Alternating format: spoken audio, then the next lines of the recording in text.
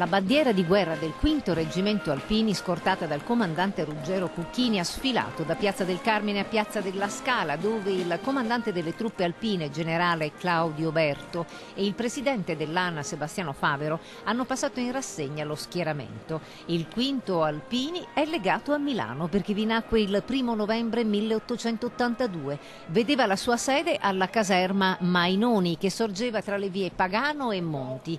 Il primo comandante fu il colonnello Carlo Goggia. La bandiera, quindi seguita da un picchetto armato dalla fanfara della Iulia e dall'abaro dell'ANA, ha percorso 1,5 chilometri. Da Piazza del Carmine ha raggiunto Piazza della Scala, gremita di vessilli, gagliardetti delle sezioni e dei gruppi dell'Associazione Nazionale Alpini.